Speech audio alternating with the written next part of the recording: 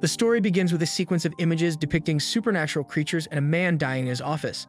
Following this, the scene shifts to his home, where he was calmly watering his plants, sipping coffee, and at one point during the day, watching an isekai on TV, in which a boy accesses his status menu.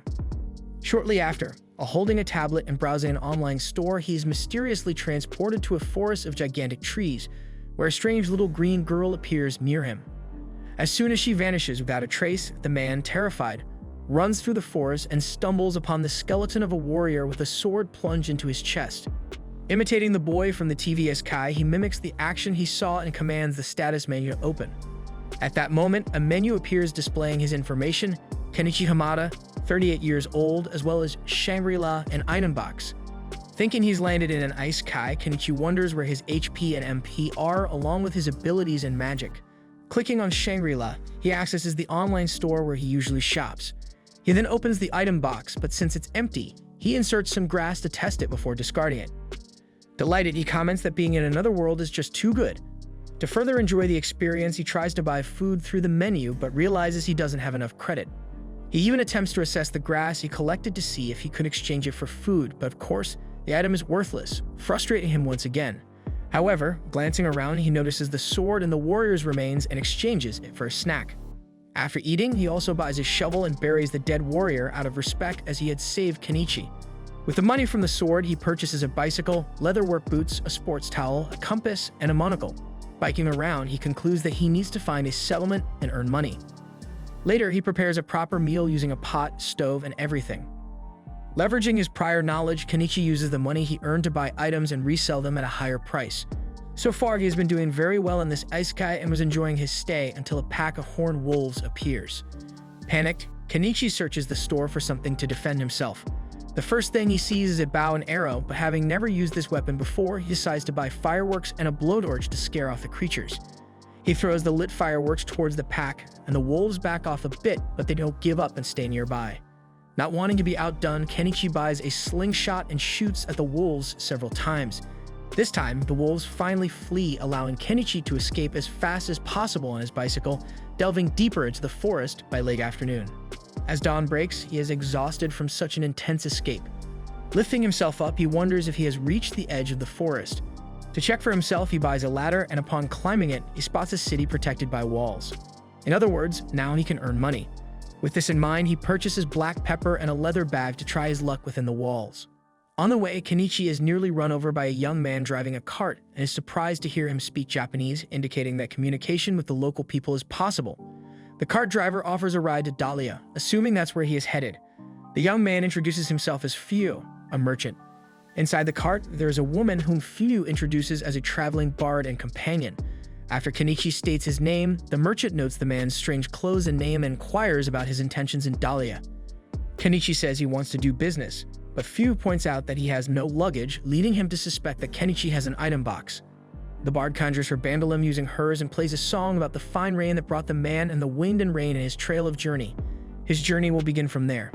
Sometime later, when they arrive in Dahlia, Kenichi helps Fio unload some boxes. In gratitude for the ride, he gives the merchant some black pepper.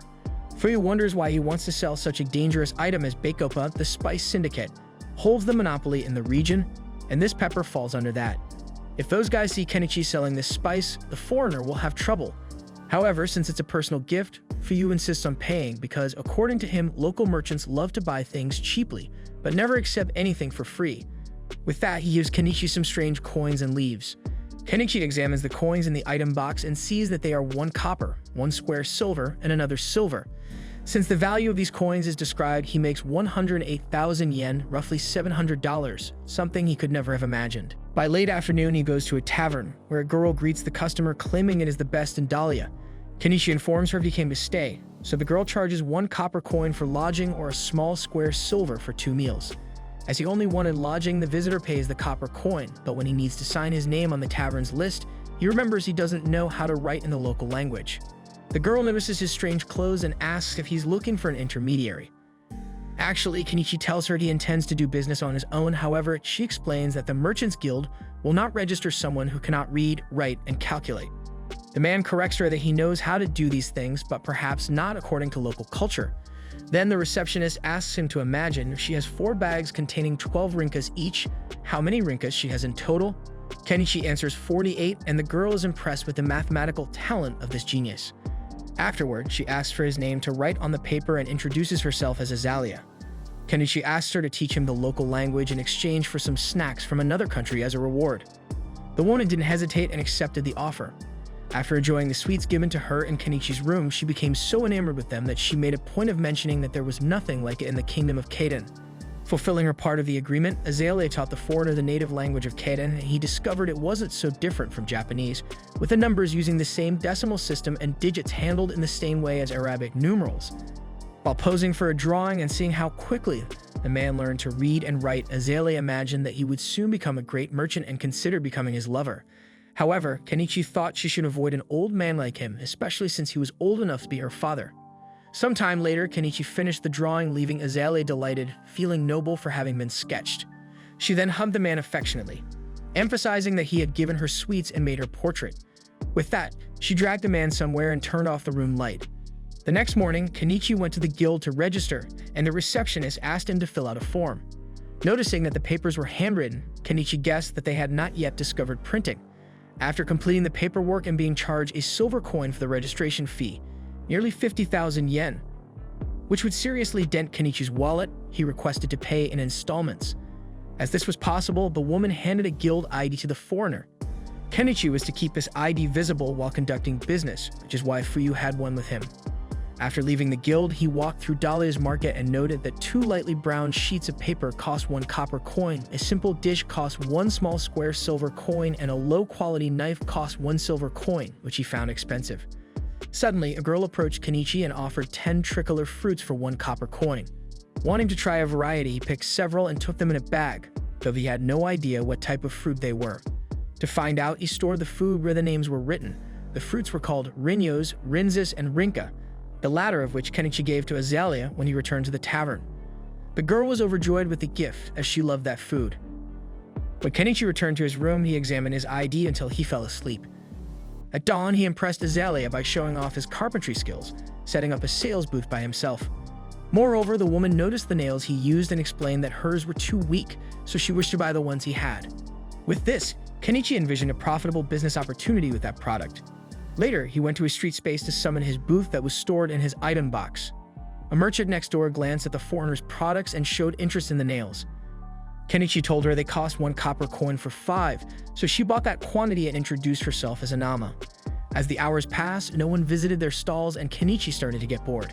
However, as time stretched, some people began showing interest in what he was selling in his booth, especially the nails, brought some traffic on the first day. Anama commented that the nails were selling well and thanked him for drawing customers to her stall too. Grateful for the recognition, Kenichi realized he had made 15,000 yen in profit. Perhaps he could live off selling just nails, but it was likely that imitators selling something similar would soon appear. A well-dressed man with a sword at his waist appeared at the booth, and Kenichi thought he might be a high-ranking person. The man asked to see a knife, and upon testing its sharpness, inquired about the price. Kenichi said it cost 2 silver coins. The buyer found it expensive, but having never seen such a perfect blade, he understood its value. He then asked if the seller had anything bigger than the knife, and as Kenichi didn't, he checked his shop menu while reflecting that finding something larger would be difficult. Nonetheless, he eventually found a hunting sword and offered it to the interested party, who was impressed by its beauty. However, when he heard that it cost a gold coin, he internally struggled with the desire for the item but thought it was too expensive. Kenichi wondered if he had charged too much, but knew he had to take what he could from those who could afford it. In the midst of this, a catwoman approached the booth, sniffing around until she licked Kenichi's nose. Then she was punched by 3 beast men who were following her mildly. Kenichi was startled, having never seen such humanoid creatures before, while one of them ripped off the tarp that served as the booth's roof and showed a willingness to pay for it. Kenichi agreed to sell, but the calculations he made to charge for the 3 tarps the buyer wanted confused the beast people, who suspected the seller was a swindler. However, the swordsman assured them that the seller was correct, and embarrassed by their own foolishness, the beasts left with their tarps. Afterwards, the swordsman decided to buy the sword. After the day's work, Kenichi paid for 5 nights of lodging. Meanwhile, at a mansion, the maid Margaret showed the nails she bought to her mistress, Primula. Impressed by the quality of the items, Primula decided to also sell them in her store. After all, the motto of the Mallow Mercantile Company was, "Never let an opportunity pass by." Returning to Kenichi, he decided to take a hot bath before nightfall. He thought about buying a bathing barrel, filling it with river water, and heating it on fire, but if he wanted these luxuries, he needed to earn more. By the way, he wondered how this Shangri-La worked, since the products simply appeared out of nowhere for him. Reflecting on it, the merchant thought there must be some catch to this scheme, like a fee he hadn't discovered yet but was accumulating as he bought there. In the midst of this, a dirty little girl hunted a bird in the forest to eat. Her dream was to eat until she was full. Suddenly, a man shouted for anemone, so the girl ran off. The next day, Kenichi wakes up early again to set up his stall and continue with his plan. Just like him, Anama also repeats this routine with her rug. As he arranges the necklaces in the store, he reflects that they might not be quartz or diamond, but zirconium and cut glass should still be quite valuable in this world, and he thinks it would be nice if he could attract a woman's attention with them. Meanwhile, Anama approaches and, seeing the organized accessories, comments that the shopkeeper always has good items in stock and wants to know who the supplier is, but Kenichi smiles and replies that it's a trade secret. At that moment, Margaret, the same maid from yesterday, approaches Kenichi in search of 100 clothespins, which impresses the vendor. Calculating the money he will make, he eagerly separates the items while Margaret eyes one of the necklaces for sale. She asks if it is diamond, and Kenichi informs her that it was made from polished glass. In fact, it's zirconia, but the vendor keeps quiet about that. He says the item costs 6 small silver coins, and the woman is surprised by the low price and asks him to reserve it for her. When it's time to pack up the stall to leave, Kenichi is approached by the same beasts as yesterday. Miley sneaks up and smells spices on the merchant. Hearing this, the big guys beg Kenichi to sell them some spices, although the human has no idea what they are talking about. Anama intervenes and asks the beasts to stop making unreasonable demands on the new guy in the market, as it would be terrible if he ended up in the sights of Bakeuppa, the spice syndicate.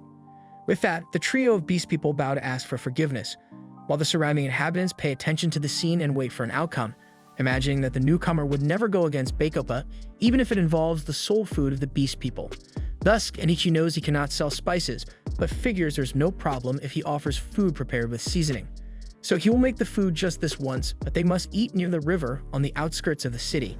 Hearing these words, the beast dance with joy, and Anama asks to come along. Not wanting to waste time, the big guys help pack up the merchant's stall in seconds and drag him to the mentioned place.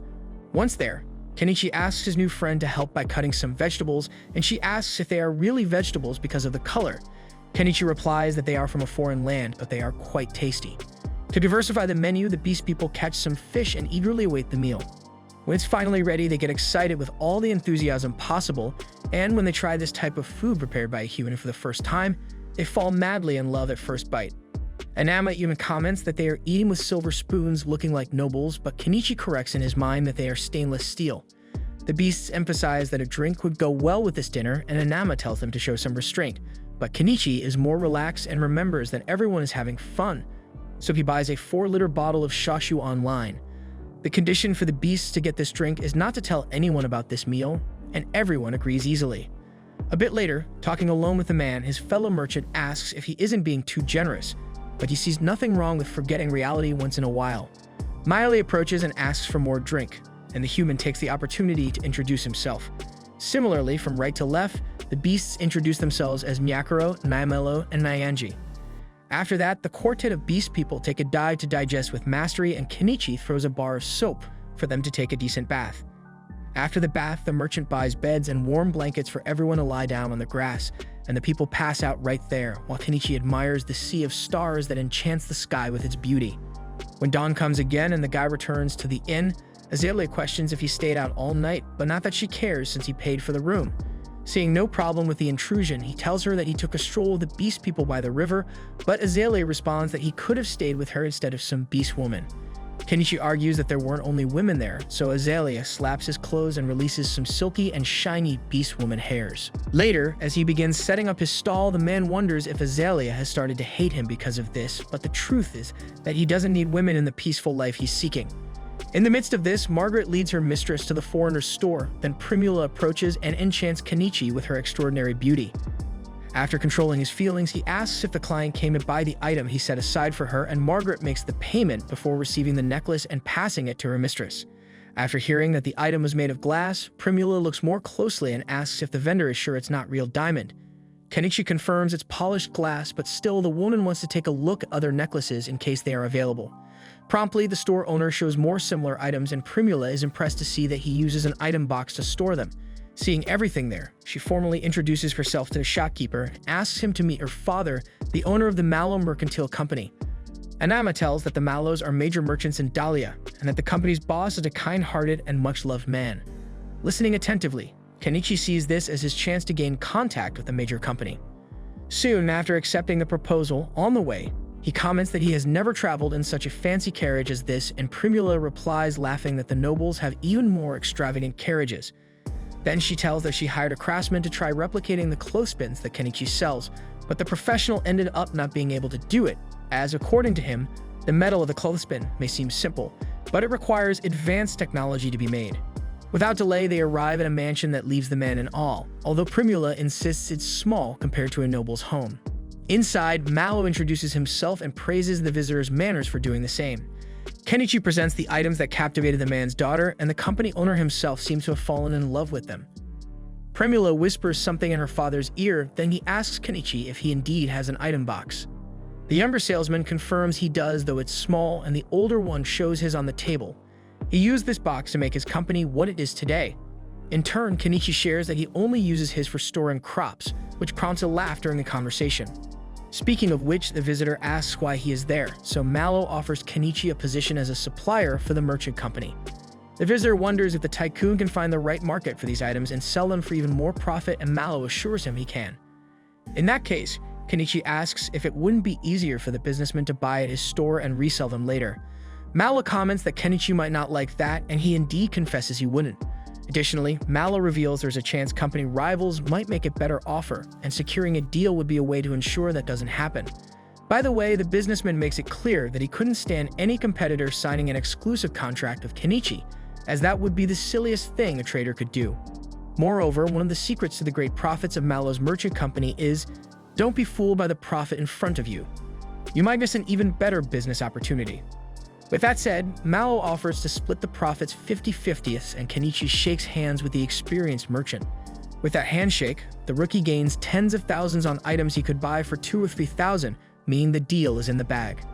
After signing the exclusive contract, Kenichi earned over 500,000 yen from the first products he supplied, such as the cameo brooch.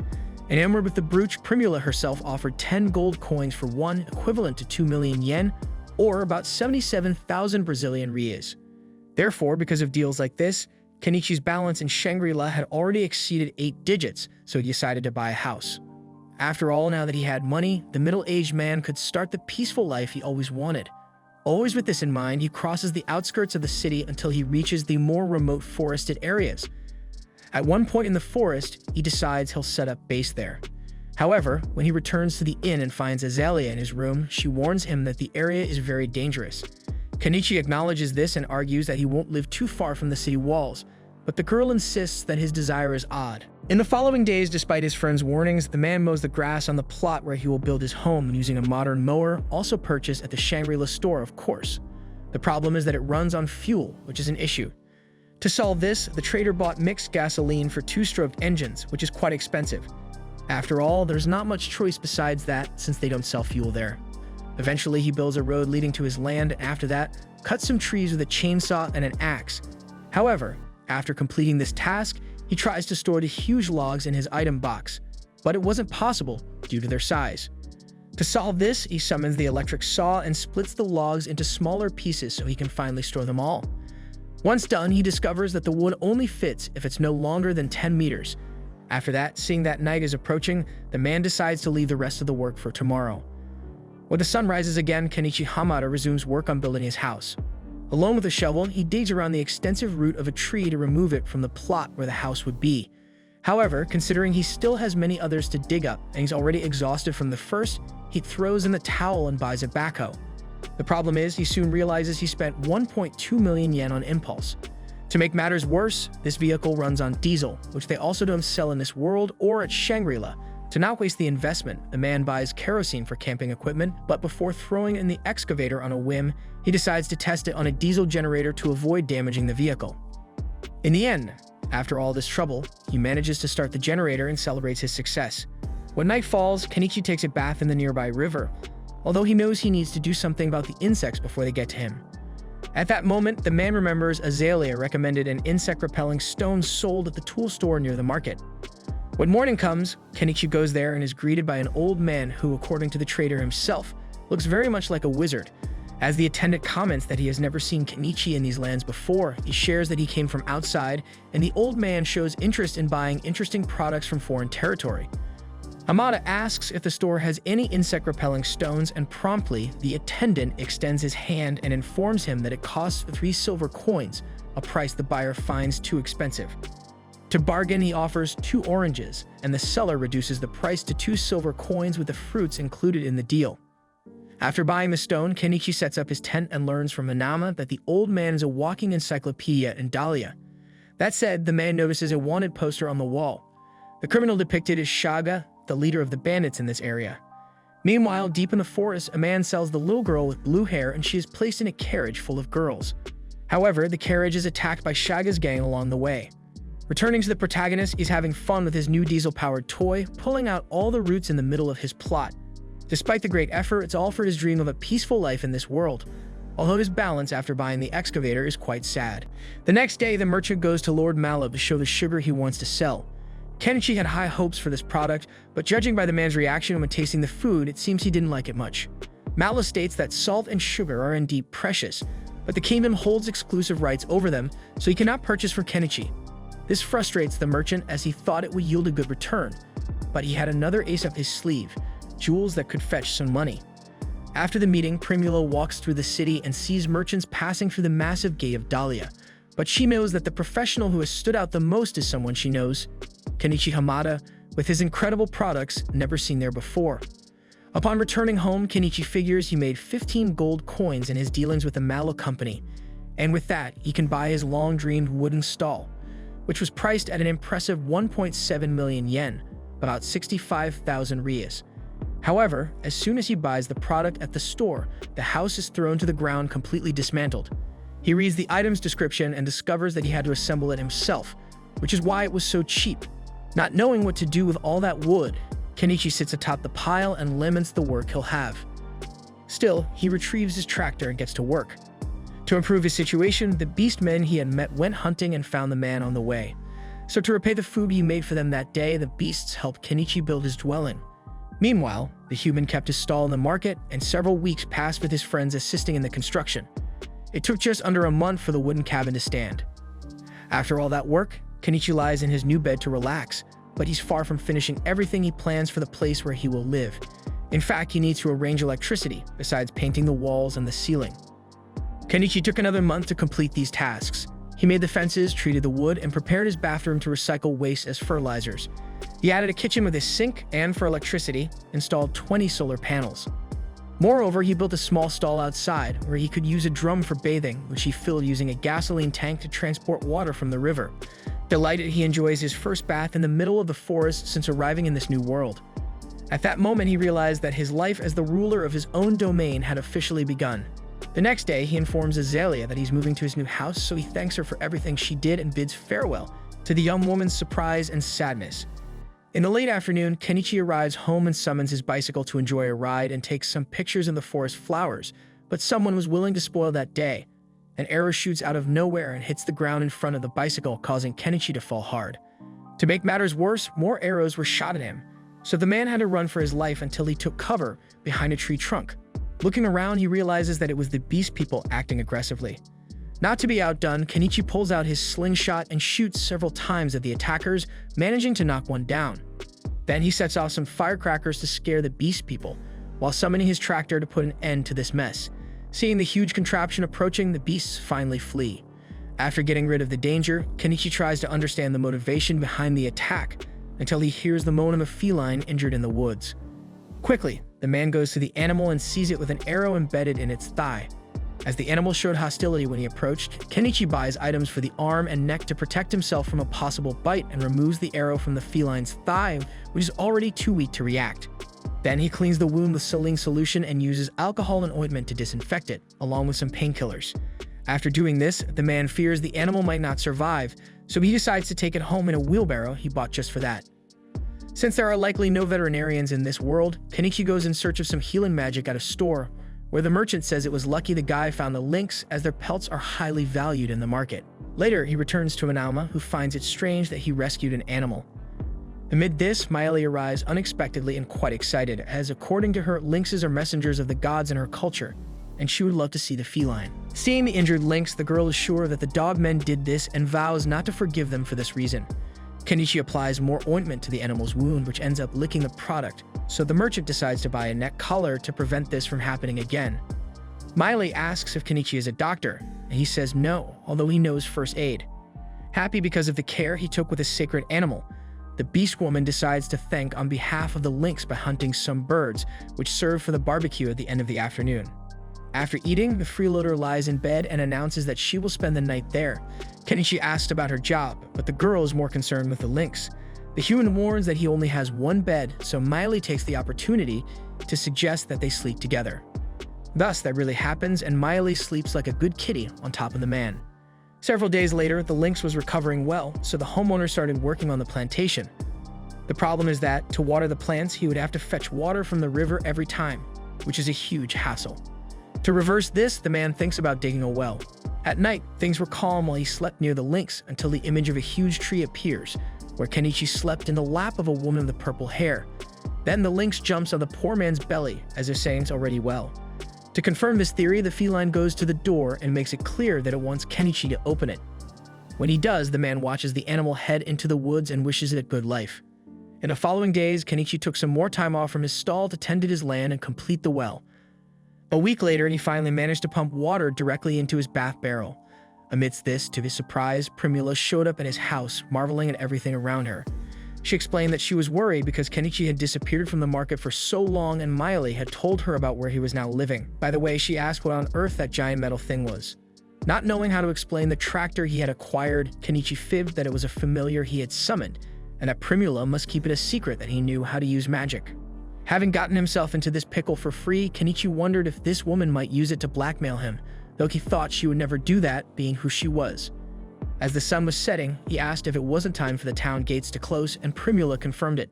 Confused, the man wanted to know where she planned to sleep that night, so she asked if he would let a woman like her sleep in the woods. He pointed out that he only had one bed, but Primula, of course, saw no issue with this, since she was used to sleeping piled up with a bunch of men on long shopping trips. Hearing this, Kenichi was speechless. While the girl asked what that thing with water was, Kenichi explained that it was a bathtub, and Primula had a great idea. When night fell, she stripped down and bathed to the sound of nocturnal birds. But instead of being relaxing, she became frightened and called out to Kenichi, who was nearby. He approached and suggested she might try bathing some other time since she was scared, but she reminded him that the motto of the Mallow Company was, "Never let an opportunity pass." So Kenichi wondered what Primula would do if he were a bad person, but she didn't think a guy who saves animals and feeds beastmen could be bad. At bedtime, Primula emerged from the bath and was amazed by the bathrobe the house owner had offered, so much so that she even asked him to produce more to sell. Then she also loved the nightgown, and given all the fantastic products this man had, she imagined that one day he might become the greatest merchant in all of Dahlia, if not the entire kingdom of Kaden. However, Kenichi wanted none of that. He thought attracting the attention of nobles only brought trouble, when all he wanted was enough to live a quiet life. Therefore, Primula promised never to mention her supplier's name to the nobles. Kenichi thanked her for her consideration and finished a drawing he was doing of his friend. Later, already lying in her bed, Primula tried to call Kenichi and ask if he was already asleep, while the man pretended to be just to keep things cool. Meanwhile, in a remote region, Shiva was being served by the little girl with purple hair who was being used as a servant. Another man arrives, pushing the child to the ground and handing a bag to the leader, who opens it and sees several gold coins and a letter assigning him a task. When dawn broke, Kenichi took Primula home and thought about the excuse he would give her father upon arrival. However, once there, Mr. Mallow himself apologized for his daughter's behavior and said he didn't know who she took after. In turn, the girl assured she took after her father. As they discussed business at this meeting, Mallow saw Kenichi's bathrobes and nightgowns, which also included some sexy lingerie capable of winning the heart of even the most puritanical man. Mallow was embarrassed to see this business in front of him, while his daughter fell in love with the outfit. In the meantime, the maid Margaret arrived with some accounting books that the boss had requested. Kenichi remarked that it was to be expected of so many ledgers from a great merchant, but Mallow mentioned that the accounting system had changed, so he was having to rewrite everything because the neighboring empire had invented a system known as double-entry bookkeeping. Hearing these words, Kenichi was astonished, as that existed in his old world. According to Mallow, this new rule spread quickly thanks to its creator. Then Malo also showed interest in the bathtub that Primula mentioned, so Kenichi took the opportunity to show a product prototype outside. Arriving there, Malo introduced a clay pump, another product that was spreading rapidly across the empire. Kenichi, of course, knew well where the inspiration came from, and it was too much of a coincidence that this was happening right after the start of double entry bookkeeping. In other words, Kenichi thought there was someone for his world around. Frustrated with this, he showed the Malos a drawing of a bicycle that he was inventing named Dracena, but the two laughed at him, thinking that this odd thing was some kind of joke. After that day, Primula began visiting Kenichi more frequently. Tonight, she informed him she would be away for a month starting tomorrow. Kenichi asked if it wouldn't have been better for her to have slept at home, but Primula wanted to try out that lingerie the man had mentioned at the meeting. Kenichi asked if the girl was trying to win someone over. Then she admitted that this man was right in front of her. He couldn't understand how a young and beautiful woman like her could be attracted to an old man like him. But Primula thought he was incredible, and besides, her father wouldn't mind. Confused by this revelation, Kenichi asked for time to absorb the information, as something like this involved a lot of responsibility. Thus, Primula asked if they could at least share the same bed, and the man agreed, but only for sleeping. Later, while she was already asleep, he wondered what Primula saw in a guy like him. The next morning, the woman returned to town, so Kenichi was left alone at home, at least for a few seconds, because that armored warrior had just appeared at his fence. He introduced himself as Norseball and said he had been investigating rumors that a suspicious man had begun living in the forest. Then he found out now that it was just Kenichi. That said, Norseball asked what the heck those gadgets were. Since he couldn't call the gadgets solar panels, Kenichi tried to explain that it was something related to magic, meaning now another person had to keep the secret that he was in fact a mage. In this case, Norseball went a bit further and asked for a little favor, and Kenichi understood that he had to give up 3 steel ingots to buy his silence. Happy to have material to forge a good sword, the warrior shares that a mage with a unique magic has appeared in the Empire, capable of producing a large quantity of a yellowish sauce called mayonnaise. By the way, it's said that this guy defeated a dragon using mayonnaise. Knowing this, Kenichi realizes that this mage who has reincarnated in this world is really pushing the boundaries. 1 month later in the city market, Kenichi was waiting for the arrival of Malo's caravan as usual, when he noticed some people stirring about an attack that had occurred. When Margaret herself arrives to tell what happened, he finds out that things are serious. Kenichi made his way through the crowded throng where Mr. Malo was on his knees, pleading with adventurers to rescue his daughter, but the men refused to confront someone like Shaga. Some locals informed the businessman that the guild would need a few more days to organize the preparations for an expedition, but he was desperate and couldn't wait. Shaga's route consisted of 50 henchmen, so few would dare confront such a formidable gang. Meanwhile, the bandit leader threw Primula into a cell but noticed she hadn't shed a single tear, which was expected from the daughter of a major company. Shaga remarked that Primula was so beautiful it left men drooling, so at least one sleazy noble would take very good care of her during her stay. Back to Malo, he finally reached Kenichi with his plea, begging on his knees for his girl to be saved. At that moment, the man remembered the times he had spent with his wife and impulsively said he would help. As soon as he said this, Kenichi knew he should have thought it through better because this was a real war situation, and he was just an amateur. Yet, if he did nothing, who knew what could happen to Primula?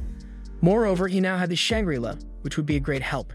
Speaking of which, Kenichi asked for money in advance to make the preparations, and Malo handed over 10 million yen without a second thought, approximately 383,000 ries. Then Kenichi learned that Shaga's base was 50 kilometers south of Dahlia, in the ruins of an ancient castle in the mountains, meaning he would need a vehicle. After choosing one in the virtual store, he announced to all present that he was about to use summoning magic for something huge, so everyone should make room. With that, Kenichi dropped a Yatsubishi Gallop truck in the middle of the square and told the people that this iron carriage could do everything he commanded without horses, and he would carry all who joined this fight, providing the best weapons for those who boarded. He also mentioned the hefty reward for Shaga's head, making this a chance for those who wanted to get rich. However, despite the merchant's efforts to persuade people to board, no one dared confront Shaga. For a moment, Kenichi found himself alone on this impossible mission, until he heard a meow in the crowd. It was the lynx with a pigeon in her mouth who climbed directly onto the truck, showing she was willing to accompany the man who had saved her a month ago. Along with her, another feline showed up to join the convoy, Miley, accompanied by her partners Nakuro, Naimelo, and Mayanji. Soon, Miley received a state-of-the-art composite bow and admitted she never imagined seeing something so well made. The other members of the beast folk were also gifted with modern blades, much lighter, more practical, and durable than they were used to. Norseball then appeared to join the group with his latest sword crafted from resources provided by Kenichi, the Great Wolf Fang. According to the knight, hunting Shaga would be a worthy first battle for his sword to gorge on the blood of those villains. Kenichi found this a bit scary but didn't object to the man's presence on the truck. Then the old tool shop owner came forward to join the team. Kenichi warned that it was too risky for an elderly man, but the old adventurer demonstrated he still had a lot of fight left in him by summoning a powerful fireball on the ground. Lastly, even Anama showed up to climb on the truck, arguing it was cruel to leave her out. Kenichi reminded her it would be a bloody fight, but she insisted she could at least prepare the food, promising to run if things got too hot near her. With that, Kenichi pulled the woman onto the vehicle. After this, he asked again who else would join the group to face Shaga, but as he repeated the announcement, people definitively left until no one else remained. When Kenichi realized the group was formed, Malo asked to come along, but the merchant said the man should tend to his wounds first and save a beautiful smile for when his daughter returned home safe and sound. With that settled, Kenichi went to the Adventurers Guild and accepted the mission to hunt Shaga, also paying a silver coin to register with the guild. Afterward, he departed with his companions towards their goal, leaving the incredulous crowd behind as no one imagined such a small group would actually confront the most dangerous bandit in the region. Some even accused the group of running off with Malo's money without carrying out the mission, but despite the scorn, Kenichi and the others left to do what they had truly joined to do. After all, as he said, there comes a time when man must fight, even knowing he might lose. Actually, it was some old pirate who said that, but Kenichi liked the phrase. Meanwhile, Primula saw the door of her cell open, and a young girl with purple hair entered with bread to offer her. Seeing the little girl's belly rumbling, the woman let her eat the food, and although she initially insisted Primula keep it, the girl didn't press too hard as she was genuinely hungry and soon attacked the bread eagerly. Noticing that the little one was also a prisoner, Primula said they would leave together because help would surely come. The girl asked if it would be God's help, and Primula said yes, even though she was taken by surprise. Returning to the train responsible for the rescue, they continue their journey aboard the truck until they camp at the end of the afternoon. Kenichi prepares a soup of vegetables and rabbit meat with horns, and everyone is pleased with the quality of the food. However, the beast folk seem also interested in the cat food Kenichi bought for the lynx, so the merchant makes an exception and lets them try the cat food. Amidst this, even the old mage of the group joined in and gulped down the cat food. After the meal, Kenichi explains the strategy he wants to use. Morseball and the mage fully agree. The beasts admit they're not good at using their brains, so they leave that part to the others. Lastly, Anama says she will stay at the camp because she wouldn't be useful in battle. Soon, using a modern low-power communicator, Miley is terrified when she discovers live how the device works, as she simply heard Kenichi's voice through the gadget and has no idea how on earth that is possible. After the initial shock, she informs that they are close to arriving. The mage comments to Kenichi that not even the Empire's sorcerers possess magical devices like these, and the merchant asks him to just pretend he saw nothing. Afterward, he gets into the truck to head to the castle and states that he is counting on Anama. In turn, she repeats her role before they depart. If the group doesn't return in a day, she will have to go back to the guild and report that the mission failed.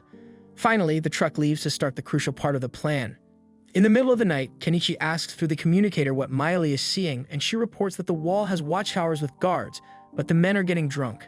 Given this, the invading group thinks it's the ideal moment to attack and prepares for it, while Kenichi receives from the beast folk a battle snack similar to a chestnut.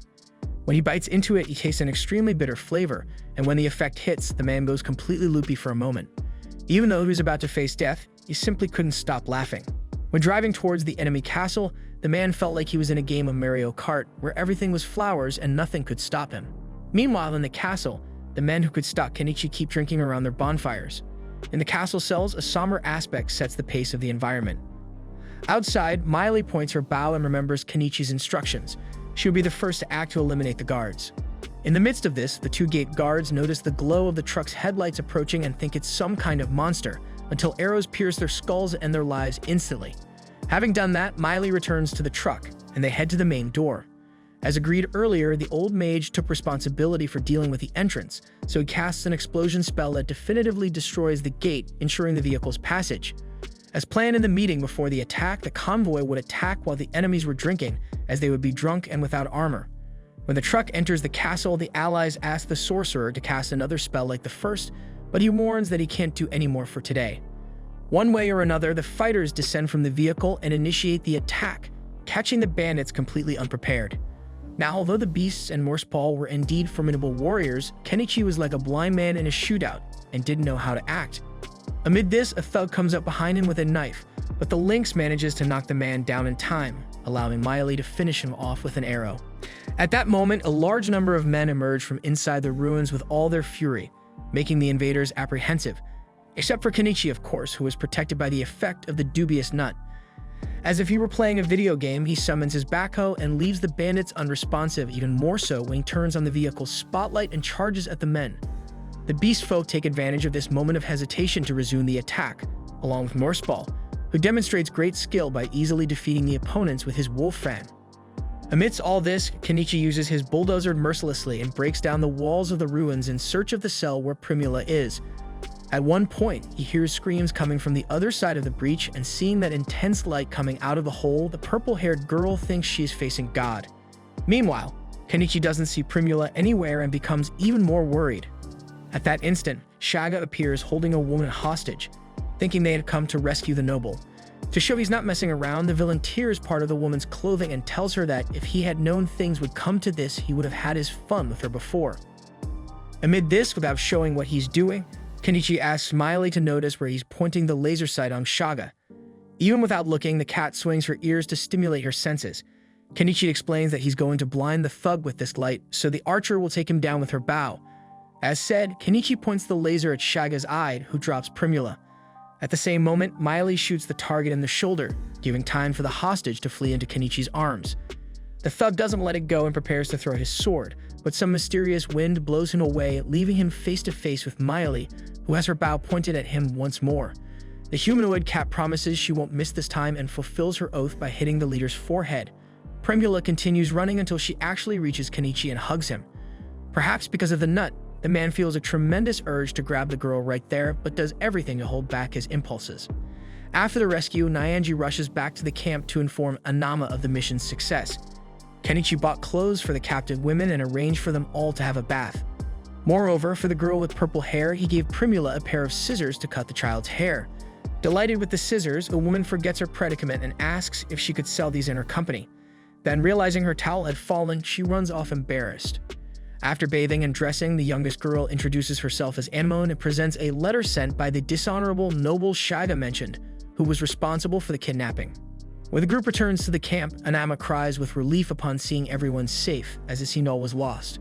Noticing a child among them, she remarks that her own daughter would have been the same age had she still been alive. Kenichi didn't know his friend had a daughter, and she explains that tragically, the girl died during epidemic. Soon, the freed women are put to bed, as the group plans to return to Dahlia in the morning. They still have the grim task of disposing of the bandits' bodies ahead, but, exhausted, Kenichi falls asleep next to Primula and Anemone.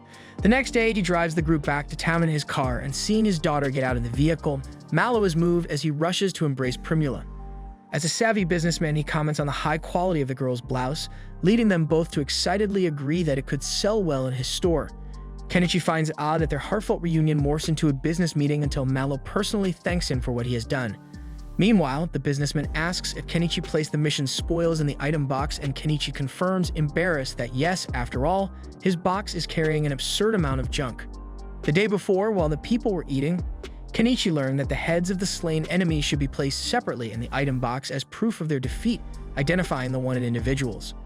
The beasts make it clear that this is common practice among adventurers, so Kenichi had better get used to it, especially since the heads start to stink after a while and one must be prepared. Hearing this, Kenichi realizes that this world is no joke, and speaking of jokes, his life of leisure and peace seems to be going downhill with this less than charming news. Eventually, he gathered all the weapons and armor taken from the bandits, and there were about 100 gold coins in the stash, plus carpets, drinks, jewels, and everything else you can think of. Everything went into the item box. After collecting the items, the protagonist offers to take the freed prisoners back to their homeland, but none of them want that since their families were killed and they would have nowhere to stay. Therefore, Kenichi suggests they go to Dahlia with him, as it is a city with many people where they could look for work and try to start anew. Primula adds that the Mallow Company could help them, and this offer sways the women. Kenichi asks where Anemone Village is, and she replies she was born in Europe. Unfortunately, Primula tells him it's quite far, about 800 kilometers away. Nonetheless, Kenichi offers to take the girl, but she shakes her head no. Anama argues that the child must have been sold to reduce the number of mouths to feed, so Kenichi invites her to go to Dahlia with everyone. Thus, the man begins transporting everyone to their respective places, each where they want to be left. During a conversation among the women on a meal night at the camp, Anama says that the best quality in a man is his honesty. Pringula asks if Kenichi would be a good choice, but the elder says no, as men like him do not care about women. If he finds something he really wants to do, he will definitely leave a woman behind to pursue it. Kenichi overhears this part of the conversation with a stern look but remains silent. Finally, the next day, the journey continues and the former prisoners reunite with their families, those who still have someone. Upon arriving in Dahlia, the guild receptionist panics upon seeing Shaga's head displayed before her by the beast people.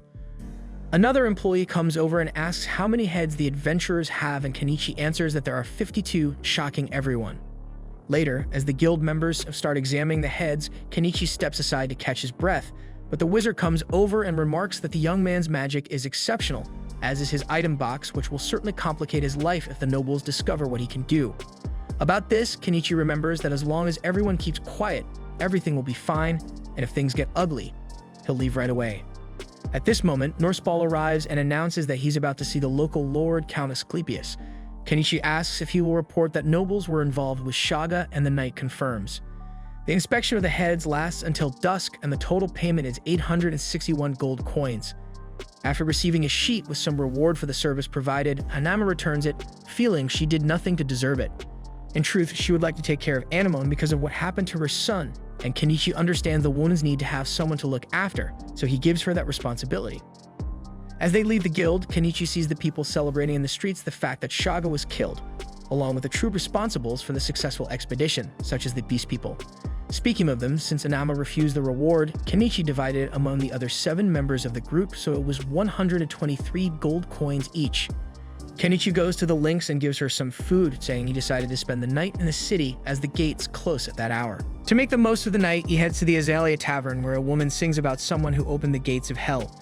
Azalea is thrilled to reunite with her friend and asks if it's true that he defeated a band of bandits. Seeing that the entire clientele is watching this conversation, the man denies it was him and pretends the woman got the wrong person.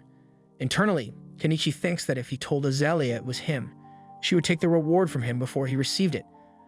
Amidst this, the musician starts singing about a group of catmen led by the Lynx, while the tavern owner reminds Kenichi of the promise he made that they would be lovers when he succeeded in business. Kenichi is impressed by the woman's intuition going full throttle, since he never said anything about having made a lot of money, so he argues he never made such a promise. In tears, the woman shouts that she was just a fling to this man, while the customers remind her that she's there to work, as one of them has an empty mug. Meanwhile, Kenichi doesn't take the drama seriously and jokes that he is indeed a no-good adult. As he climbs the stairs to use his lodging room, the protagonist reflects that it's only a matter of time until the nobles learn about him. In the middle of the night, while Kenichi sleeps, a girl passes by the Lynx without any trouble and makes her way through the hallway into the man's room. When Kenichi sees Azalea's face under his blanket, he complains that he's too tired for these games, but the woman isn't looking for excuses.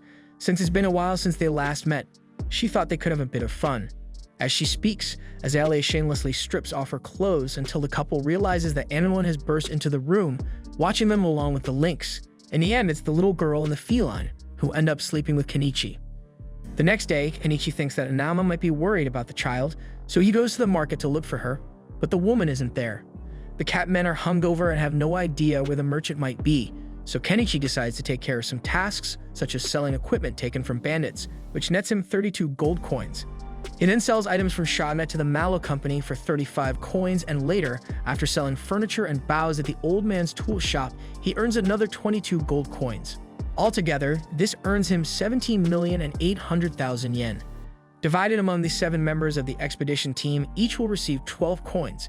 Kenichi decides to give a portion to Anama and the women who chose to stay in Dahlia. After dining with the Beastmen, Kenichi takes Anemone back to his place alongside the Lynx, where Anama is extremely worried. Later, while having tea, the little girl confesses that she wants to stay with Kenichi. Sadly, Anama suggests she could teach the girl how to run a business so that she wouldn't feel lonely as they would live together, but the little girl insists she wants to live with the man. In the late afternoon, Anama leaves in a carriage headed for the city, and Kenichi has serious doubts about whether this will work out. On his way home, he asks Anemone why she wants to live with him, and she replies that it's because he feeds her until she's full. Accepting that, Kenichi serves dinner and delights the girl with a delicious meal, making him happy to see that she enjoys his cooking. Later, Kenichi is about to take a bath, and the little girl insists they bathe together. When it's time to sleep, the child wants to sleep next to him. Honestly, Kenichi finds it curious that he has suddenly found himself with an adoptive daughter, but things have moved too fast, and he's just going along with the flow. However, not everything is rosy. While the pseudo-father and daughter sleep, a group of hooded figures approaches the yard of the house. In the following scene, Kenichi has a brief nightmare about his grueling days in the office in his past life, waking up panting in his bed. 15 days later, the Knight Morsbald is awarded the title of Baron for defeating Shaga, taking over a small territory and beginning to recruit people to live there, and is also on the lookout for a wife. Meanwhile, some townspeople have their nobility titles revoked for having hired Shaba to kidnap Primula. Ironically, while strolling through the town, Anemone sees a Drazina being used by a resident, and Kenichi recalls how the Mallows laughed at him when he first presented the project, but the clever ones ended up using the idea. They even apologized for laughing at the foreigner and paid him 5 gold coins for the idea since, according to Mallow, one of the company's mottos is to always show gratitude for an idea. After the meeting, as they leave the company, the hooded figures continue to tail Kenichi and Anemone. When the review is complete, the group collects the reward and divides it equally once again. Kenichi returns the money he borrowed from Mallow to prepare for the mission, and then distributes a portion among the women he rescued. As for Anama, she accepts at least 1 gold coin and even gives a fruit as a gift to Anemone. Wherever he goes, Kenichi feels like he's being followed, and this becomes even more evident when he notices a hooded man right behind him. Realizing this, he grabs Anemone by the arm and takes off, but the hooded figures manage to corner them. With no safe place to go, Kenichi risks an alley and throws wooden boxes along the way to try to buy time. However, at a certain point in the journey, a carriage blocks the alley's exit, leaving him with no escape, so he surrenders. The hooded figures open the carriage door and inform him that their employer wants to have a word with the merchant, but before entering the vehicle, Kenichi summons Dynamax from his inventory and throws them around, including into the carriage. Amidst the chaos, he manages to create distance and aims his crossbow at the pursuers, who flee in panic. Just then, Mallow arrives by carriage and asks what happened. Kenichi gets in with his adoptive daughter and explains that the whole situation must be the work of some noble, and Mallow believes it was the anti-monarchist faction, thus suggesting that Kenichi visit the lord of this city, Lord Asclepius. At night, as the foreign merchant heads home, Mallow talks to his daughter about the great debt they owe to Kenichi, as they were honored by the city lord for having invented the Drazina, even earning an honorary surname for this achievement. For example, Primula is now called Primula ni Drazina. The next day, alone in her room, the woman recalls that at first she only saw Kenichi as a bland middle-aged man, but soon recognized his great talent and personality. For this reason, Primula did everything to catch that man's attention, but nothing worked. Still, because he had gone to save her from the bandits, the woman was sure that this man felt something for her. Therefore, Primula decided to invest even more in Kenichi, as she's certain he's waiting for her. Excited, she runs to the man's house to tell him everything she feels, but when she gets there, she cries upon seeing that his house has disappeared. She remembers what Anama said about Kenichi being someone who doesn't settle down because of a woman. Meanwhile, Kenichi encounters Fuyu on a motorcycle and the two have a chat. Fuyu asks where he's headed. Kenichi recalls the whole hustle of getting there by motorcycle with Anemone and the Lynx. He had stored his house and everything he could around it, and then he finally left for good.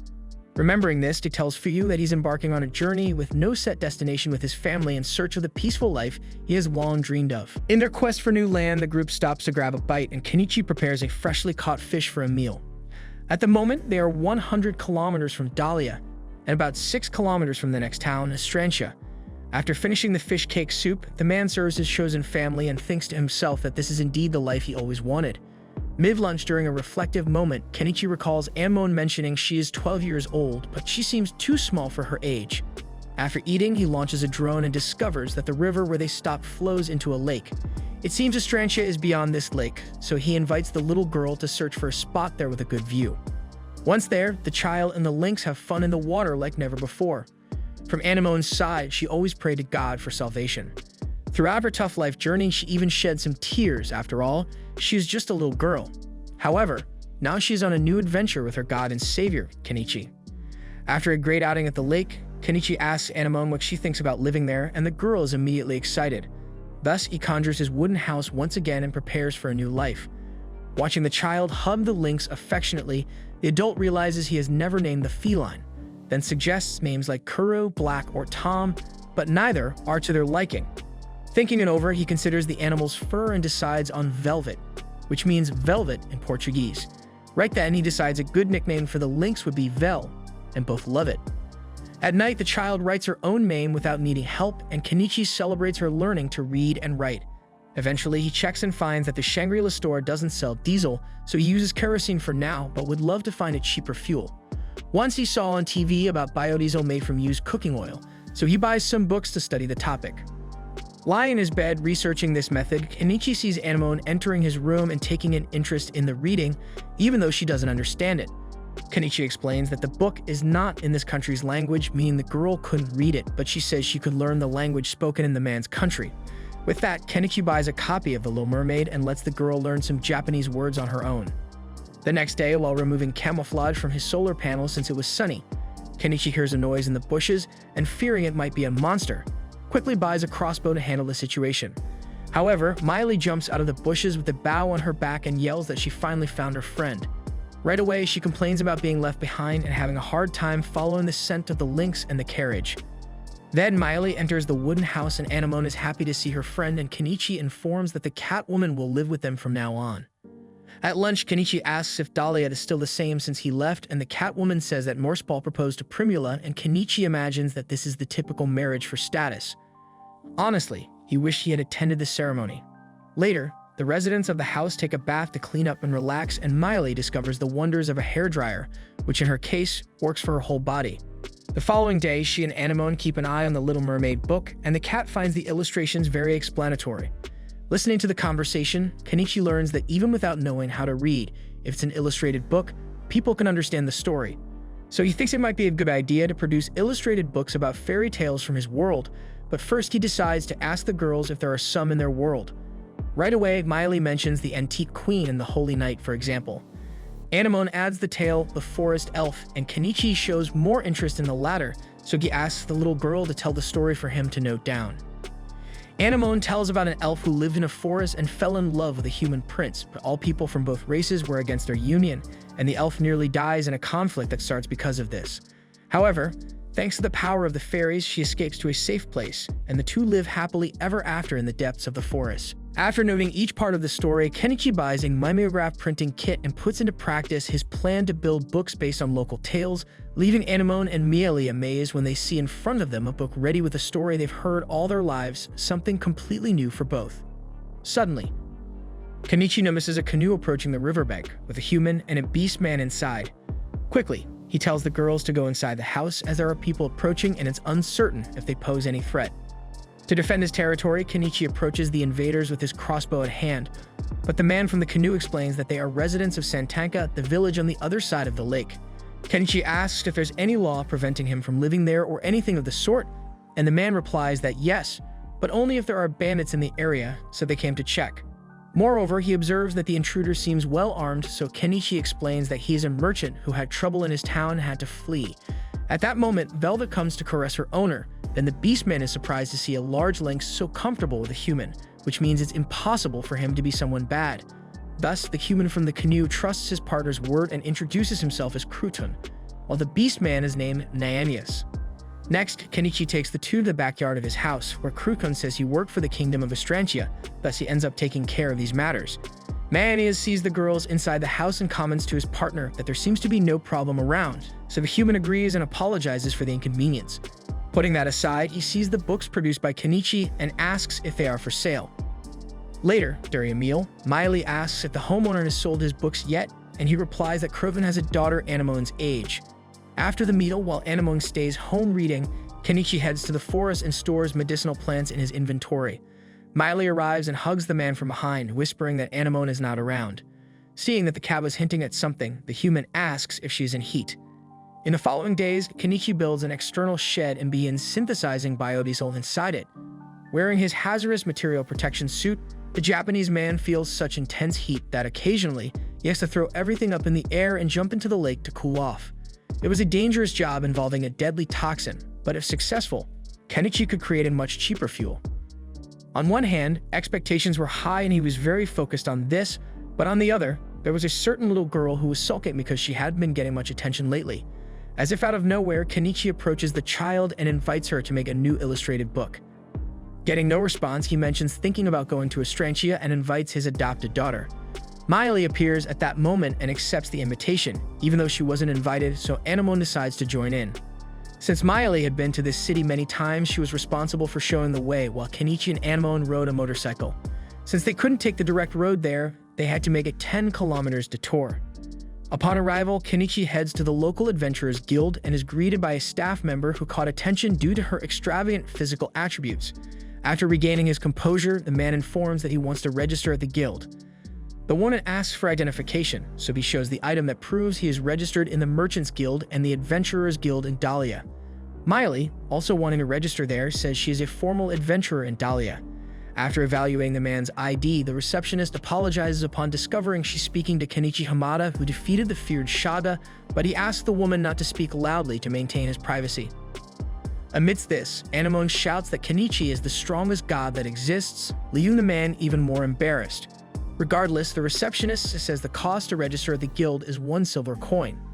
After registration, the group heads to the street market of Estrantia, and Kenichi reflects that in this world, it's common just to boil vegetables and meats and put them in the soup without a base broth. Hence, he understands why Anemone and Miley are giving that unfriendly look without his special seasoning. Knowing this, he buys a bonito fish broth for the two to remember what real food is like.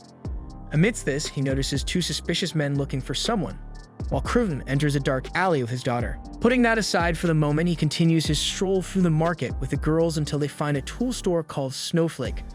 Miley mentions that it belongs to the old mage, and smelling treasures, the man decides to enter. Inside, the mage was at the counter and welcomes the customers, while commenting that she had never seen them there before. Kenichi replies that he came from Dahlia, but ends up calling the woman Granny accidentally, which clearly offends the lady. Realizing this, he almost calls her the same way again when asking about a tool, but corrects himself before repeating the mistake. Then the shopkeeper demonstrates the tool's function by pouring water into one container and wine into another. After a reaction from the tool, the 2 liquids are poured separately into 2 mugs. Kenichi tastes the wine and notes that the alcohol content strangely increased. After a closer inspection, he asks if the tool separates certain substances from what is on top. The mage replies that this is a magical item that extracts the liquid placed in the front plate and discharges the rest from the bottom. At that moment, Kenichi realizes that he can produce biodiesel without any chemicals if he uses this gadget, so he buys the item for 5 gold coins. Then Anemone appears with a grimoire in hand, and Kenichi is excited to ask if this thing allows you to use magic by reading. Startled by the man's behavior, the lady explains that this won't be possible for those who have no magical power, but Kenichi is willing to take the risk and buys the book for 10 gold coins. He was eager to take it home, but the mage explains that grimoires need to be registered first, so the buyer must return in a week. As they leave the store, they encounter Nyanias on the way, but the beast was in a hurry and runs off with a bag on his back. With that, Kenichi gets worried and feels that he should head home as soon as possible. By the way, in some alley, he sees those 2 suspicious men from the market telling each other that they found who they were looking for. Soon after, a child screams, and Kenichi sees Crouton with his daughter being threatened by armed bandits. Hesitating to get involved for a while, Kenichi knows he hates getting into trouble, but when Anemone asks if he's not going to do something, he realizes he has no way out at this moment. Then he asks Miley to take care of the child, but if things get ugly, she should lend a hand. Thus, the man buys a medieval plague doctor mask from the online store and heads into the fray. As he approaches the bandits, he uses the item to scare them, claiming to be a wizard full of tricks. Saying that, he grabs several firecrackers and explodes them in the path of the thugs, forcing them to flee. After that, Nyanias arrives and apologizes for only appearing now, explaining that he fell into the bandits' trap and ended up getting separated from his friend and his daughter. Later, Cruton explains that the armed men were from the Spice Syndicate, and Kenichi recalls that this syndicate in Dahlia is called Bacopa. Cruton adds that when he worked for the kingdom, he arrested a bunch of them, which marked him as a target. Then he explains to his daughter that this was the man who sold him the storybook, and the girl excitedly thanks him, having loved the story. Anemone shares that she helped make the book and asked to create a new story with Crouton's daughter, who showed great interest in doing so.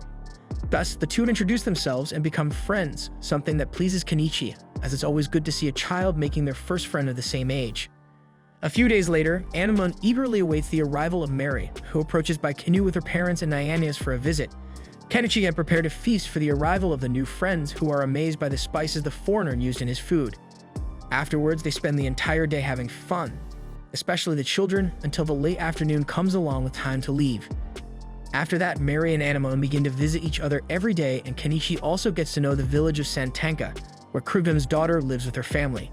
The two girls start working on an illustrated Cinderella story until one day, something happens. Barely able to breathe, Cruton arrives at Kenichi's house with a huge sack full of coins, stating they are all his savings. According to him, Mary is suffering from a high fever, and he hopes to buy any medicine from the merchant that works. It appears to be a region-specific disease, and most children who contract it don't survive even a full day. Hearing this, Anemone hugs her father in desperation and mildly remembers that the mage from Astrantia might be able to use some healing spell. Unfortunately, Crouton laments that he doesn't have the money to request such a service. So first of all, Kenichi buys medicine to reduce the fever and sends Crouton back to his village with all his money, promising that he will be there soon.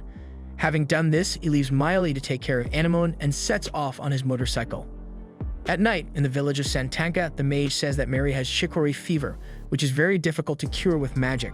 According to her, a white flower called chicory blooms at the bottom of the forest at the spring that is the source of the river that runs through the village, and this fever can only be treated with its seeds.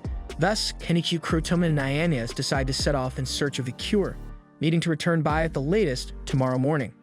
However, as soon as the men leave, we see that the town's bandits have found Crouton's house and were lying in wait. Regardless, despite the dangers left behind, unaware of the ongoing misfortune, the group sent to find the cure presses forward toward the spring indicated by the doctor. Kenichi parks his motorcycle while Naianias hears someone approaching. Quickly, Kenichi draws his crossbow and aims at the source of the noise, but it was just the lynx emerging from the depths of the forest darkness with all its charm. After relieving himself, the feline's owner strokes her for a moment and buys an inflatable boat to cross the river. At one point, he finds the plant mentioned by the doctor and plucks one from the water to hand to Crouton, who is immensely grateful for the chance to save his daughter. However, not everything goes as planned. A large group of black wolves surrounds the explorers, and Kenichi believes these beasts are seeking revenge. Nonetheless, he won't back down at this moment, so he summons two swords to hand to his comrades. He then tells them he will keep the wolves busy, while Crouton must return to Mary immediately.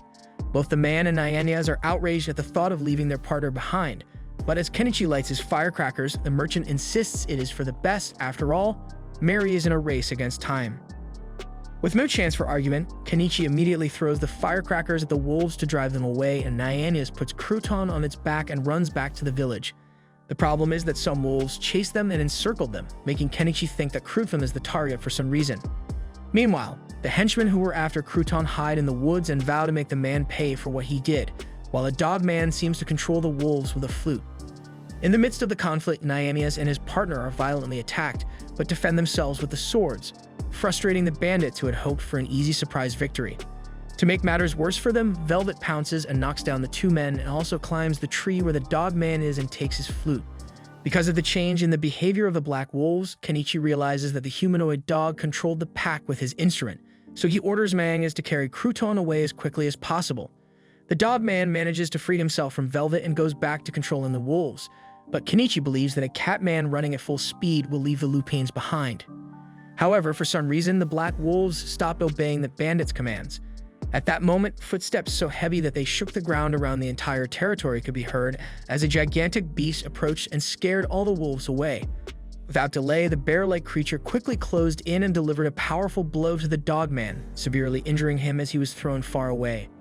At the same time, the two henchmen ran off, and the giant beast turned its attention to Kenichi and Velvet, who was staring down the bear. Seeing the creature running towards him despite being terrified, Kenichi manages to summon the beast and shoots it in the eye. Velvet takes the opportunity to attack next and manages to cause some damage, and her above-average agility allows the lynx to come out unscathed from this assault. Relieved, Kenichi now throws a large number of firecrackers at the bear, which, incredibly, thought it would be a good idea to bite these fireworks, which violently explode in its mouth, leaving Kenichi simply stunned by witnessing this unexpected scene.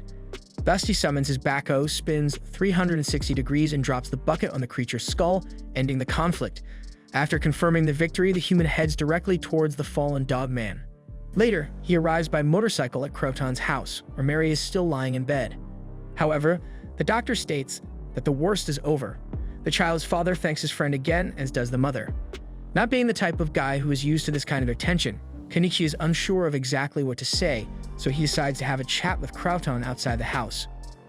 Once there, he shares that he made a trade with the dogman from the forest. Earlier, having saved the humanoid, Kenichi asked him to promise never to harm Crouton's family again. The dog swore never to repeat such violence, but reminds that he cannot be responsible for others, as many people hold a grudge against the man from Santanka village. Because of this, the bandit advises that the man should leave for good. And that was the issue Kenichi brought to Crouton, for leaving Santanka could save his family. The problem is that he has nowhere to go, since even moving to Dahlia is out of the question, considering Zareta is linked to Bacopa from that city. Thus, Kenichi remembers that Baron Norseball, who recently took over a territory near Dahlia, is in need of people to work on his lands.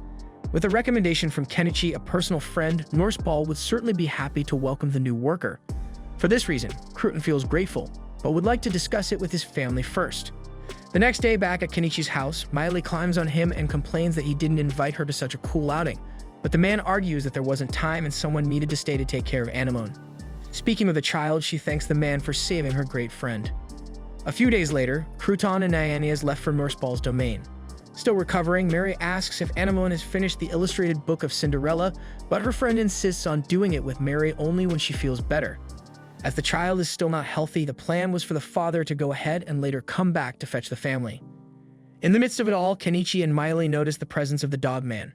As Crouton departs, he recalls how many hold a grudge against that man, but with his claws dripping blood, he assures that no one needs to worry anymore. Miley asks what he means, so Kenichi explains that the dog has fulfilled the promise he made to him. The cat scowls and declares that one can't trust the word of that mangy creature, but the dog replies that she knows nothing about his people's loyalty. With that, he leaves with his belongings. Since he can't stay in Estrantia, he will wander to the sea or wherever fate takes him. Next, Kenichi brings the monster he defeated in the forest to the guild's Skinner, who recognizes the beast as a fang bear. The trader wants the man to remove the meat and the magic stone from the bear as he plans to sell the rest. Given the size of the animal, the Skinner warns that he will only be done by late afternoon. Then Kenichi leaves the shop and, as it's still not even noon, decides to head home to wait. Meanwhile, in a nearby establishment, a hooded woman declares she's looking for someone. Kenichi, even without hearing his friend's voice, feels such a chill that he thinks he's caught a cold. Later, upon arriving home, the man prepares a mixture in the magic instrument containing alkali and alcohol, along with the esterified oil in the upper bowl. Then he adds the biodiesel he made earlier to the front bowl. In his mind, he plans for the biodiesel to accumulate there. Seeing the reaction, Anemone asks if it worked, and the man thinks it did. To be sure, he takes the fuel outside and throws it into the generator. When the machine works, he celebrates the fact that he spent only 300 yen instead of 3,000 on this new biodiesel. After that, he prepares to go out and announces to the girls that he might spend the night in town if it gets too late. Upon arriving there, he enters the old mage's shop and accidentally calls her grandma again, but quickly realizes his mistake and corrects himself. The woman hands him the grimoire that was left for registration, and Kenichi notices a stone embedded in it. She explains that it's a magic stone linked to the enchantment recorded in the book, which he needs to learn the magic, otherwise it won't be activated. In the late afternoon, the trader returns to the Skinner and receives the separated meat and magic stone from the Fang Bear, and is informed that he should collect the payment for the materials he sold at the counter. Without delay, Kenichi goes to the cashier with striking features to collect the 4 gold and 2 silver coins she appraised, while the man tries to focus on the money and not on other more sensitive areas of the place. Soon as Kenichi leaves the guild, a hooded woman sees the man walking down the street, and the proximity of the woman makes Kenichi feel that same chill again. This gives him a bad feeling, as he remembers that he prepared the girls coffee at home and left the coffee ready, but he decides it's better not to spend the night in town. It's time to go home. Amid this mental turmoil, the man is surprised by a feminine touch that grabs his wrist. The mysterious woman sinisterly claims she finally found who she was looking for, then reveals herself to be Primula. Losing her menacing demeanor, she gives him a strong hug and exclaims that his sudden disappearance was a cruel thing to do. Kenichi argues that it would have caused trouble for Mallow Company if he had been caught by nobles, but the girl thinks the company knows how to decide for itself whether it is in danger or not. Realizing that the whole crowd is watching this discussion, the man asks for them to go somewhere more private, then the woman invites him to the hotel where she's staying. Once there, the two sit down at a table, and Primula recalls that the dress Kenichi designed was what earned her family a surname. Besides that, she lists various things the trader did for her and her father, and Kenichi can hardly believe he did so much for the Mallows, feeling instead that he was more help than helping. At one point, the woman slaps the table and says that's not all. As if that weren't enough, Kenichi Hamada saved her life from the dreaded Shaga and his henchmen. Wanting to escape all this attention, Kenichi mentions he heard that Primula was about to marry Baron Norseball and gain status, but she tells him she turned down that proposal. Changing the subject, the woman mentions that both Anama and the tool shop owner were angry that Kenichi left without notice, and he admits he felt guilty for doing so, but he remembers he didn't want to cause trouble. Hearing this, Primula insists that no one would mind, so the man cuts her off to say he understands, and that she can go back and tell everyone what happened. However, she doesn't want to return unless it's with him, and if he doesn't want to return, she won't either. Frustrated, Kenichi is surprised to have been found in Astrantia, and Primula reveals that she checked at the guild if he had registered in another city. Then she saw his name on the updated information list and hired a carriage to come. With that, without mincing words, Primula Mallow asks Kenichi to make her a woman that night. Kenichi stammers frantically as his neurons fry, but seeing that the girl won't back down, he invites her to the room where she's staying, bringing a smile to her face. Thus, they ascend to the room, and the young man compliments the beautiful setting. Fearing the man might flee, the woman begins to undress quickly, but to be honest, she preferred to take a shower first. Enthralled by the sight, Kenichi comments that she is beautiful just the way she is and, embracing her, confesses he's glad she is there. Hours later, the couple returns home, but Anemone seems jealous over the arrival of Primula. Similarly, Mallow's daughter complains that Kenichi left her behind but brought that little brat along. The man tries to explain that it's a long story and that, for example, Miley found him by scent. Suddenly, the Catwoman hugs the human tightly and shares how she always values the haste she has, but Primula pushes the beast woman away, wanting to know how Anemone ended up there. Kenichi argues that she's just a child and couldn't just be abandoned, so Primula decides to forgive her friend for today, leaving Anemone annoyed. The little girl asks if this lady is going to live with them because the house is going to be quite cramped, then the two exchange unfriendly looks. The homeowner announces that Primula will indeed live with them. Anemone asks her stepfather not to bring any more women home, and thinking he hesitated in his response, Primula asks if there is someone else in his life. To make matters worse, the woman notices that even a lynx has been adopted by the guy, but she was left behind, making her feel even more sidelined. At night, Kenichi starts to feel the challenges of having enlarged the family. At bath time, Miley and Anemone raise their hands to volunteer to join the man, and Primula follows suit. In the end, to solve the problem, he buys another tub for the girls to stay in. But as Anemone insists on bathing with her father, he finally gives in, but makes it clear that it's time for the girl to start bathing alone, although she makes it clear she's not at all keen. Seeing Primula outside of the chaos, Kenichi invites her to join everyone, and she admits she's embarrassed. But when the man asks if she prefer to go in alone afterwards, the woman wastes no time and jumps into the bathtub next to Miley. After the bath, the three women of the house dry off with the steam generator, and the man watches the scene while having a drink. The next day, Kenichi tries out the grimoire he finally holds in his hands. As he recites the spell described in the book, he extends his right hand and shouts, "Fireball," but absolutely nothing happens. Frustrated, he remembers the mage lady said that reading it is pointless if the person has no magical powers. Since the book was expensive, he asks Primula if it's hard to sell grimoires, and she replies that it's not because some people collect them, even though they can't use magic. In the midst of this conversation, Anemone had grabbed the book and begins to recite the spell. And with that, a mana aura surrounds the child's body and leaves her father dumbfounded. Finally, the girl launches a fireball that takes over the house. Seeing the tragedy that could unfold, Kenichi quickly buys 3 fire extinguishers and teaches the women how to use them on the spot. They follow the steps, pulling the pin to extinguish the fire, while Anemone watches from just behind. A few minutes later, the fire is finally contained and the child asks for forgiveness with her head bowed. Instead of a scolding, her foster father praises her ability to use magic as incredible. However, out of the blue, the girl faints and collapses to the ground. After some time, she wakes up in bed and eats some healthy items Kenichi bought, like canned peaches, which help her recover faster. By the way, Anemone loved the peaches. Miley remarks that this stuff is very similar to Rinka, while Primula notes that only nobles have access to such food since it requires a lot of sugar and that resource is monopolized by them. Days after Anemone's recovery, Kenichi goes to fetch Mary, who had recovered from chicory fever. The family has a barbecue with a mountain of meat they had from the tusked bear, and the smell of grilled meat sets high expectations before the food is even served. The moment Kenichi bites into the first piece of meat, he reflects that eating an animal you hunted yourself is the essence of a tranquil life. Mary comments that the meat is too tough and is scolded by her mother, but Kenichi agrees with the child. Primula does not hide that the food smells very strong. Since the meat is tough, Kenichi tenderizes it thoroughly and makes some of his secret sauce using soy sauce, cayenne pepper, and dried tangerine peels. Now, after the sauce is ready, everyone enjoys the meat much more because what Kenichi made was none other than his special curry recipe, leaving everyone stunned by the quality of the flavor. Next, Mary and Anemone celebrate finishing the picture book they were making together. Upon seeing it, all Primula can think of is that this product could make good money if marketed. Suddenly, the girl's mind is flooded with visions of doing business in Astrantia.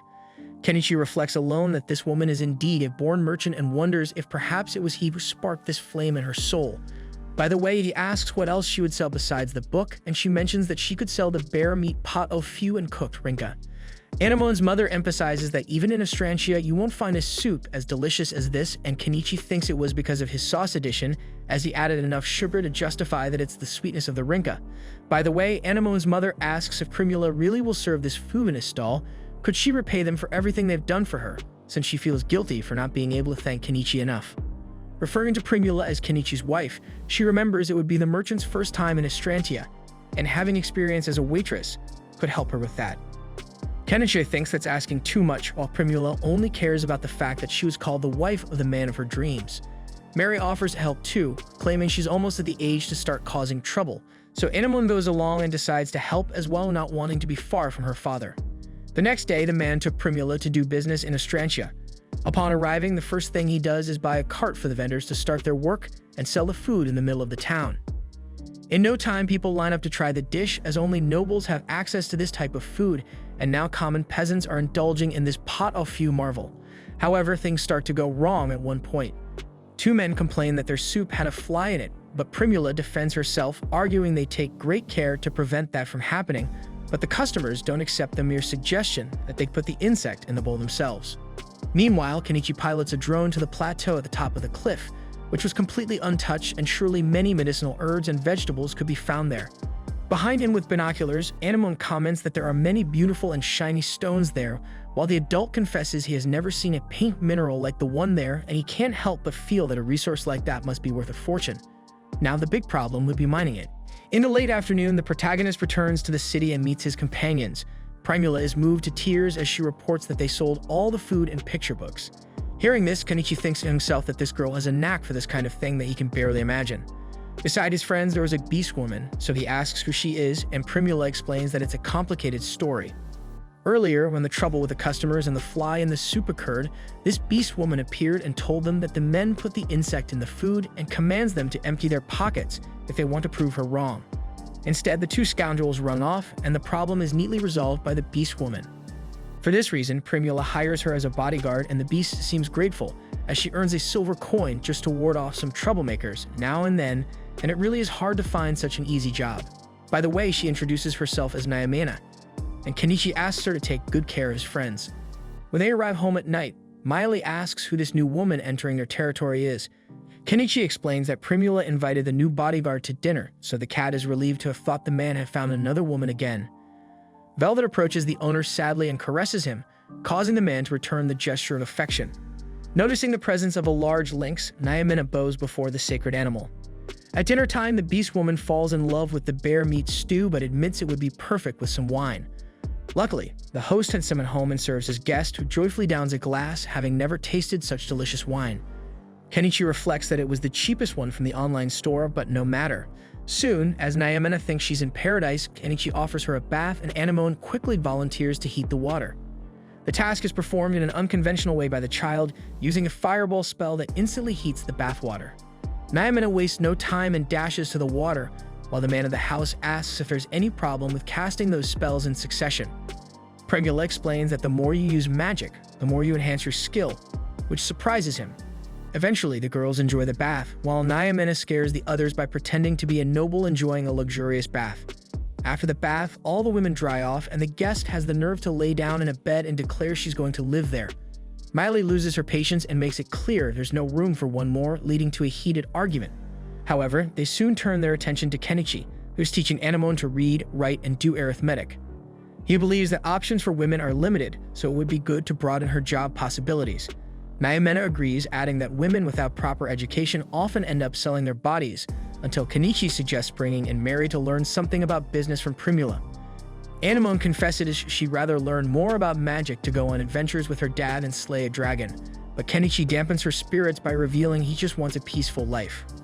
The next day after Naimena spends the night, Primula reopens her stall in Ostrantia and continues to do well, now under the protection of the beast woman guarding the business.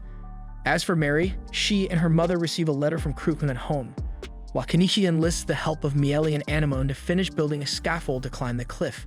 By late afternoon, Primula arrives at the scaffold construction and asks Kenichi something she's always wanted to know. he has many things like these materials in his item box.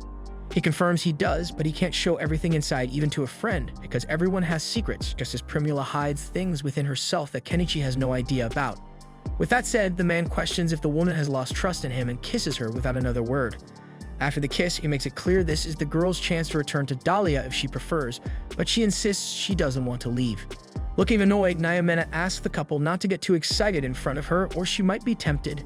Then Kenichi asks if the beast woman doesn't have anyone, even being so beautiful. With an even grimmer expression, she responds that she wants nothing to do with useless men. Amidst this, Miley and Anemone shout from the house that they're hungry.